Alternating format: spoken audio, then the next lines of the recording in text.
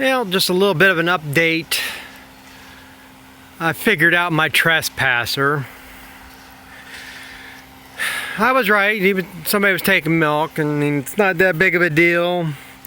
Just the idea of it. But Sunday, I was getting ready to mix feed, and I used up what little luck I have left. I was coming around with the TMR mixer, and this story's irrelevant to anything right now anyhow, but I started up this hill and the tractor started sputtering. So I got it stopped, like right there's the fuel tank, and shut it off. And the tractor capacity on the fuel tank on the white 270 is supposed to be 27 gallon. I put 27.9 gallon in it, but that's all beside the point. But I was there fueling the tractor up, and the neighbor pulled in here, the one that show cows I have here, and we're talking, and he says to me, "You know, I'm the one taking milk, taking the old milk." And I said, I knew milk was disappearing. I wasn't sure, but I figured it out, but I didn't know who. Like I say, it's not that big a deal. I don't really care, but it's just the idea that he didn't ask.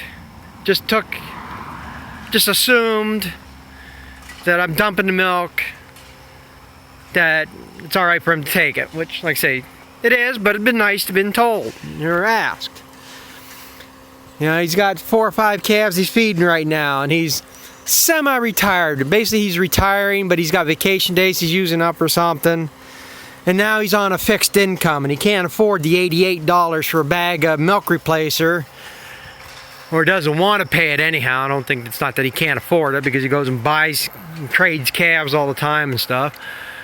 But he thought, you know, he can spread it out some, stretch it out by feeding that milk, which is fine. But that's just the way this country's gotten there. People think they're entitled to something, or that somebody won't mind, or what.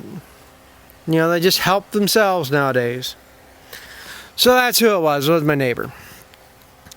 And like I said, that's just the way things go.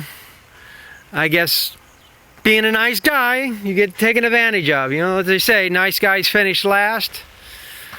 Well, I must be a frickin' god then, because I don't get ahead on nothing.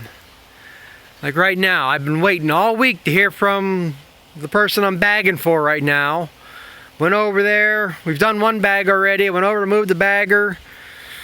When the hell was I over there? This is Wednesday. I was over there Saturday and moved the bagger. They should have been able to do a bag in 2 days, 3 at the most. I mean, they were hauling it a little bit of a distance, but I haven't heard a damn thing from them. And she wants to do another part of a bag yet, so it's going to be another 2 days or a day on that. So I'm assuming they're broke down. I guess I'm going to have to call her. But probably ain't showing up that well. This corn ain't too bad. It's got some green in it yet, but my corn is getting damn dry now. I mean, that main field I was going to be chopping, or I'm going to chop it anyhow regardless. But it's getting a lot more and more brown stalk in it, and dry. Like I say, it's you help people out, and then you get screwed in the end. It's the way it always works. I always go do somebody else's shit and never get mine done. Which I don't know if it's going to matter here anyhow or not. Right now my counts are all in line until the last 2 days here. The last thing, this is another thing. The milk inspector never says nothing about it until I mention it. And they say, yeah, you probably should. Last thing I did is I changed the milk hoses. And so far the PI counts have been staying in line. And I got the test results back on the cell counts, and I've taken out the high cows, and counts went down. But what gets me too is one other test, the MUNS. It's excess.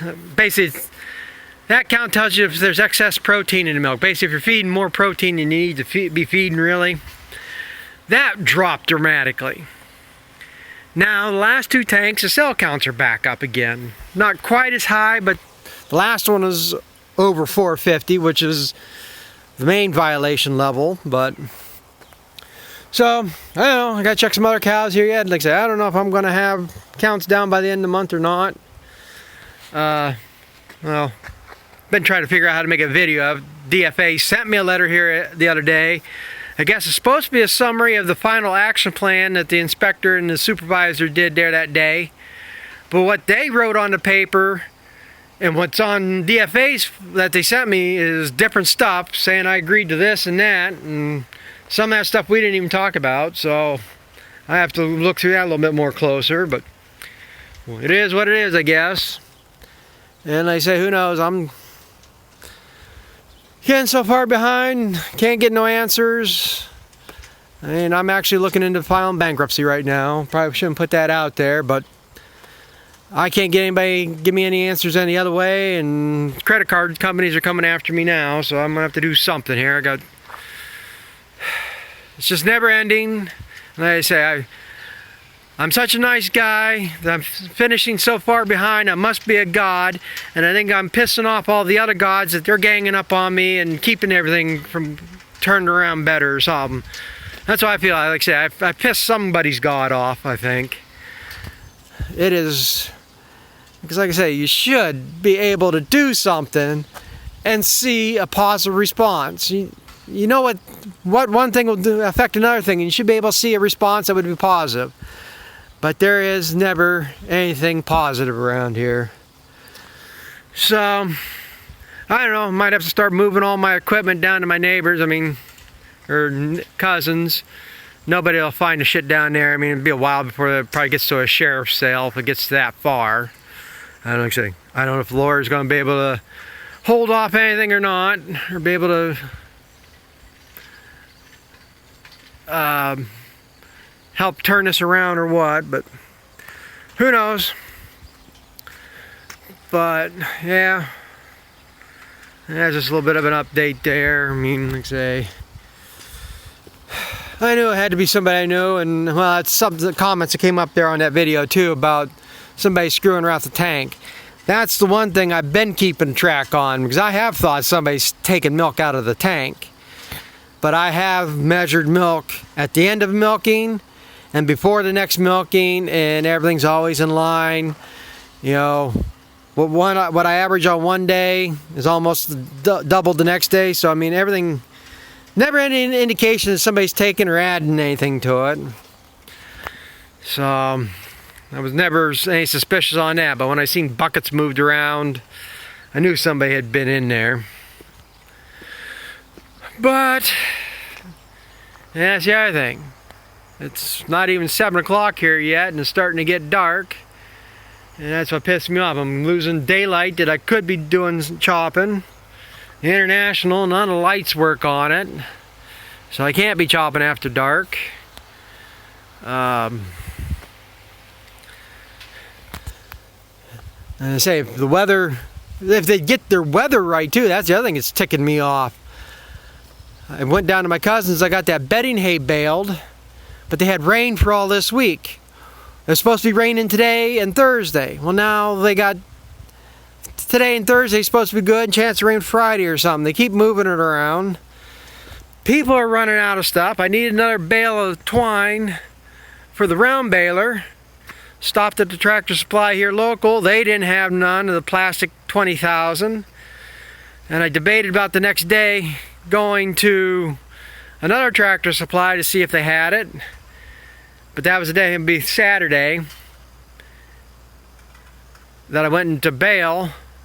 And I said, well, I'm not going to take the time to run. I had to bale 9,000 square baler twine, sisal. And I know the neighbor did that the 1 year. So I thought, well, that should give me enough twine to finish down there.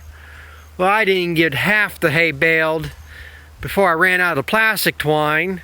So I put that sisal twine in there. And I don't know what it... Twine is like 3 times thicker than the plastic twine, but it wouldn't grip in here to push it through. It would just sit there and spin. I did like 40 bales, and I think only 5 of them tied like it was supposed to. The rest of them, if it did feed in there, one of the needles wouldn't catch twine, so I'd have to stop and get it hooked on there. And I even moved, I usually run this middle pulley. I moved the twine here, which would put less on the bale to stretch it out, and I still ran about 10 bales short of twine.